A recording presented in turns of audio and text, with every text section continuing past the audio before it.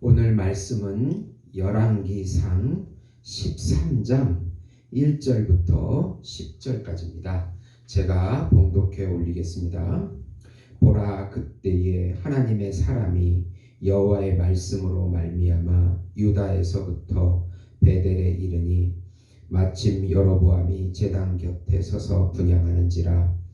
하나님의 사람이 제단을 향하여 여호와의 말씀으로 외쳐 이르되, 제단아 제단아, 여호와께서 이와 같이 말씀하시기를, 다윗의 집에 요시야라 이름하는 아들을 낳으리니 그가 내 위에 분향하는 3당 제사장을 내 위에서 제물로 바칠 것이요 또 사람의 뼈를 내 위에서 사르리라 하셨느니라 하고, 그날에 그가 징조를 들어 이르되, 이는 여호와께서 말씀하신 징조라. 제단이 갈라지며 그 위에 있는 재가 쏟아지리라 하매, 여로보암 왕이 하나님의 사람이 베델에 있는 제단을 향하여 외쳐 말함을 들을 때에 제단에서 손을 펴며 그를 잡으라 하더라.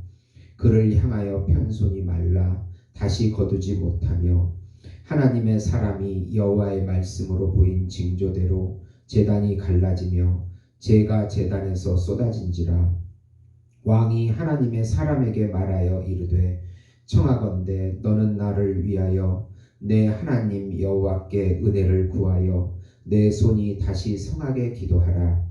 하나님의 사람이 여호와께 은혜를 구하니 왕의 손이 다시 성하도록 전과 같이 되니라. 왕이 하나님의 사람에게 이르되, 나와 함께 집에 가서 쉬라. 내가 네게 예물을 주리라. 하나님의 사람이 왕께 대답하되, 왕께서 왕의 집 절반을 내게 준다 할지라도 나는 왕과 함께 들어가지도 아니하고 이곳에서는 떡도 먹지 아니하고 물도 마시지 아니하리니, 이는 곧 여호와의 말씀이 내게 명령하여 이르기를, 떡도 먹지 말며 물도 먹지 말고 왔던 길로 되돌아가지 말라 하셨음이니이다 하고, 이에 다른 길로 가고 자기가 베델에 오던 길로 되돌아가지도 아니하니라. 아멘. 오늘 말씀은 그 여로보암 왕의 우상 숭배와 혼합주의에 대하여 하나님의 사람인 그 선지자를 통해서 회개의 기회와 경고와 심판을 선포하고 있는 말씀입니다. 사랑하는 성도 여러분, 복음은 기쁜 소식입니다. 왜 복음이 기쁜 소식이 되겠습니까?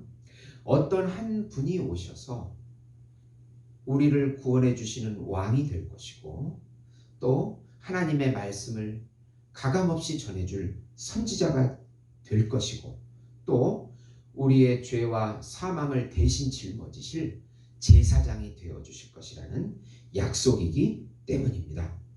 이스라엘 역사를 우리에게 주신 이유는 이스라엘의 인간 왕과 인간 선지자들과 인간 제사장을 세워줬지만 그들이 그들의 사명을 감당하지 못하고 타락한 것을 보여주는 좋은 교훈이 되는 것입니다. 그래서 한 분, 헤브라이즘이라고 하는 것은 어떤 한 분, 메시아, 그리스도, 그분이 오셔서 왕과 참왕이 되어주실 것이고 참 선지자가 되어주실 것이고 참 제사장이 되어주실 것이라는 약속이기 때문에 좋은 기쁜 소식이 되는 것입니다. 참 왕이라고 하는 것은 백성들을 종으로, 자기가 종이 되어서 백성들을 구원해 주는 왕이 참 왕입니다. 예수 그리스도께서 죽음으로써 자기가 종이 되셔서 우리를 섬겨주셔서 당신의 백성을 삼아주신 것입니다. 참 선지자라고 하는 것은 하나님의 말씀을 그대로 전해줄 수 있는 사람, 인간의 욕심이 끼지 않고 그대로 순종해 줄 수 있는 그 선지자, 그분이 바로 예수님.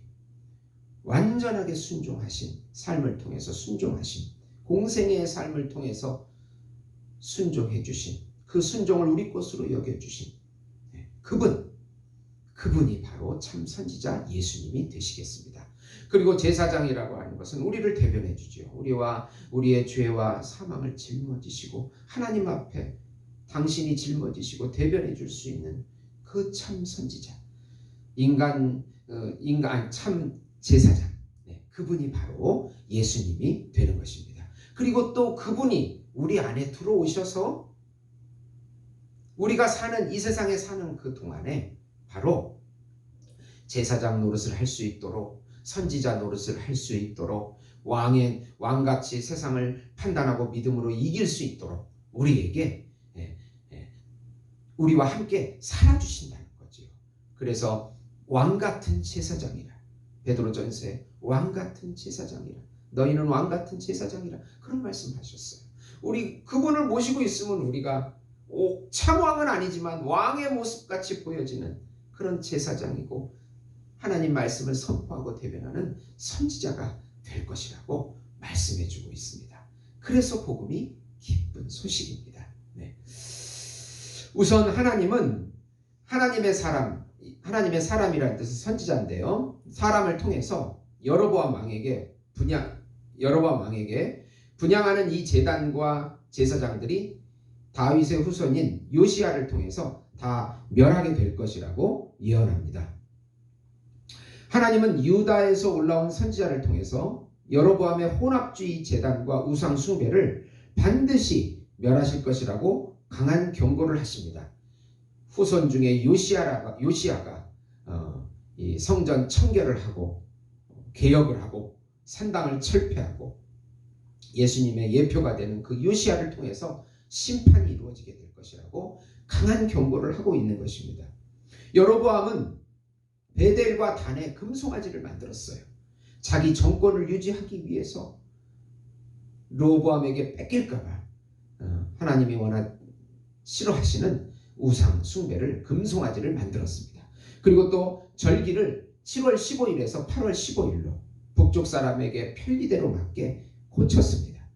그리고 또 일반 백성이나 아무나 제사장을 만들고, 지금 여기 본문에서도 자기가 분향을 해요. 자기가 제사장, 왕인데 제사장인 것처럼 분향을 하는, 아무나 분향할 수 있도록 그렇게 한 죄가, 3가지 죄가 있는 것입니다. 그리고 또 이 하나님의 사람을 통해서 그 징조로 지금 분향 올리는 이 제단을 하나님이 싫다고 무너지게 될 것이라고, 죄도 다 쏟아질 것이라고 예언합니다. 그러니까 여로보암이 화가 나가지고 저 선지자를 잡으라 하니까 잡으라고 하는 그 손이 말라버렸어요. 그러니까 여로보암이 겁을 먹고 하나님의 사람에게 이 마른 손을 고쳐달라고 하나님께 기도해서 고쳐달라고 은혜를 구합니다. 그래서 하나님의 사람이 하나님께 기도함으로 그 손이 회복되어집니다. 그러면서 여로보암 왕은 또 선지자를 꼬십니다. 나랑 같이 가서 음식을 먹고 또 내가 너에게 풍성한 예물을 주겠다고 그렇게 유혹을 합니다. 타협하자는 거지요. 그러나 하나님의 사람은 단호하게 얘기합니다. 하나님께서 누구와도 떡과 물을 같이 마시지 말 것과 온 길로 되돌아가지도 말고 다른 길로 해서 남쪽으로 가라고 그렇게 말씀했다는 것이에요. 그러니까 이 말씀은 하나님의 강한 경고를 의미하고 우상 숭배에 대해서는 어느 누구와도 타협할 수 없도록 그렇게 강하게 말씀하고 있는 내용입니다. 그런데 그 경고에도 불구하고 여로보암은 그 악한 길에서 돌이키지 않고 회개하지도 않았다고 말하고, 그 결과로 그 집의 후손들이 모두 멸망하게 됩니다. 33절과 34절을 보면요, 여로보암이 이 일 후에도 그의 악한 길에서 떠나 돌이키지 아니하고 다시 일반 백성을 산당의 제사장으로 삼되 누구든지 자원하면 그 사람을 산당의 제사장으로 삼았으므로 이 일이 여호와 집의 죄가 되어 그 집이 땅 위에서 끊어져 멸망하게 되니라 말씀하고 있죠. 참 왕은 바로 예수님이십니다. 인간 왕들은 하나님을 대변하는 사역을 하지 못하고 타락해서 우상 숭배와 혼합주의에 빠져서 멸망하게 됩니다. 그래서 이 북이스라엘이 여로보암을 통해서 세워졌는데 여로보암의 모든 그 후손들이 다 이 길을 벗어나지 못해서 그 가문이 다 멸망하게 되는 철저한 심판을 받게 된다고 말씀하고 있습니다. 네. 두 번째로 이 하나님의 사람은 왕의 유혹은 잘 물리쳤으나 베델의 이 북쪽에 한 선지자, 늙은 선지자가 있는데 베델의 늙은 선지자의 유혹에 넘어가 그 집에서 밥을 먹고 거하다가 하나님의 음성을 듣고 사자에게 찢겨서 죽게 되는 심판을 받게 됩니다. 베델의 한 늙은 선지자는 아들을 통해서 하나님의 사람 이야기를 듣게 돼요. 여로보암 왕에게 찾아온 모든 이야기를 듣게 되고 그때 이제 이 사람을 찾기 시작을 합니다. 상수리 나무에서 쉬고 있는 그 하나님의 사람에게 가가지고 하나님께서 나에게 음성을 들려주셨는데 너를 찾아가지고 같이 밥 먹으라고 했다고 이렇게 유혹을 합니다. 네. 하나님께서 북쪽의 선지자를 사용하지 아니하시고 남쪽에 하나님의 사람을 사용하신 것도 북쪽에 제대로 된 선지자가 없는 거죠. 이 늙은 선지자는 선지자긴 선지자인데 거짓말하는 타락한 선지자가 되어서 그래도 하나님의 어떤 음성을 말하는 그 사람이 왔다는 소식에 이 사람을 찾은 거예요. 예. 그런데 이 하나님의 사람이 거기에 속았어요. 속아가지고 그 집에 가서 밥 먹고 있다가 하나님의 음성을 듣고 너가 뭐라고 듣냐면 내 시체가 조상의 묘실에 들어가지 못하는 수치를 당할 것이다라고 경고를 받았습니다. 예. 조상의 묘실에 무덤에 같이 안장되지 못하는 것은 이스라엘 문화 가운데 엄청난 수치예요. 길거리에서 그냥 시체가 그냥 있는 거예요. 여러분, 이건 엄청난 수치죠. 네. 그 경고를 듣고 나서 말을 타고 가는데 사자가 나타나서 말도 안 건드리고 이 사람만 찢어버렸어요. 그 시체가 널브러져 있는 것을 늙은 선지자가 그 소식을 듣고 마음이 괴로워서 자기 때문에 그랬으니까 찾아가서 그 시체를 거두어서 자기가 이제 안장될 그 무덤에 그 하나님의 사람의 시신을 넣고 또 아들들에게는 내가 죽으면 이 사람 옆에 나를 안장하라고 말씀하고 있습니다. 그러면서 하나님의 사람이 말한 베델 제단과 이 사마리아의 산당에 대한 모든 요시야의 철폐가 반드시 성취될 것이라고 이 늙은 선지자는 그렇게 말씀하고 있습니다.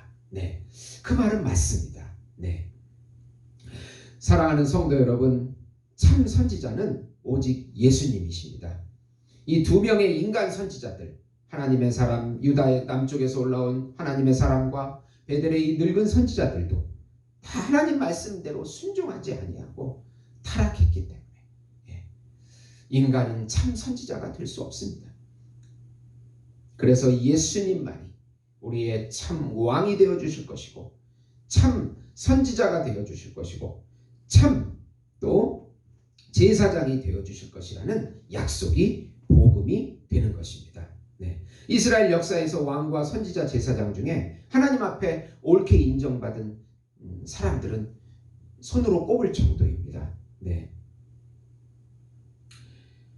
예수님께서 또 종으로 참 왕이시면서 종이 되셔서 우리를 구원해 주시고 또 하나님의 말씀을 바르게 대변해서 삶으로 순종함으로 우리에게 참 선지자가 되어 주시고 또 우리의 죄와 사망을 짊어지고 대신 하나님 앞에 우리를 대변해서 당신이 구속사역을 완성해 주신 제사장이 되셨기에 예수님은 마땅히 모든 이름 위에 뛰어난 왕이요 선지자요 제사장이요. 그래서 예수님이 그리스도시요 그리스도 메시아 이 세 가지 사역을 완성하신 분이라고 선포하는 것이 복음이고 그게 신약의 주된 메시지가 되는 것입니다. 사랑하는 성도 여러분, 이스라엘 역사를 통해서 하나님은 한 분을 약속해 주시고 계신데 그분이 메시아 예수 그리스도 그분이시라는 것입니다. 그분을 우리가 믿고 그분이 우리 안에 들어와서 내가 그분 안에 들어가서 살아갈 때 우리도 제사장처럼 또 왕 같은 제사장처럼 또 하나님 말씀을 대변하는 선지자처럼 그런 역할을 예수님 재림하실 때까지 수행할 수 있도록 힘이 되어 주시겠다고 약속해 주고 계십니다. 어려운 환경 속에서도 예수님을 굳게 믿고 그분을 의지하고 그분이 우리의 피난처 되어 주시고 반석이시고 요새시고 산성이시고 힘이시고 지혜이심을 고백하면서 그분이 주는 평안과 안식을 누리시는 예수 목장 교회 우리 성도들이 되시길 예수님의 이름으로 축원드립니다. 기도하시겠습니다. 하나님 아버지 감사합니다. 하나님은 구약 역사를 통해서 한 분을 약속하고 계십니다. 그분이 우리의 참 왕이 될 것이요 참 제사장이 될 것이요 참 선지자 그리스도 메시아가 되실 것이라고 약속해 주시고 계십니다. 그분을 믿고 그분을 누리고 그분을 기뻐하고 그분을 높여드리는 저희들의 삶이 될 수 있도록 축복해 주시옵소서. 코로나와 수많은 문제들은 우리에게 문제가 되지 않습니다. 우리 안에 예수님이 계시기 때문입니다. 예수님을 기뻐하며 누리는 저희들이 될 수 있도록 축복해 주시옵소서. 예수님의 이름으로 기도드리옵나이다. 아멘.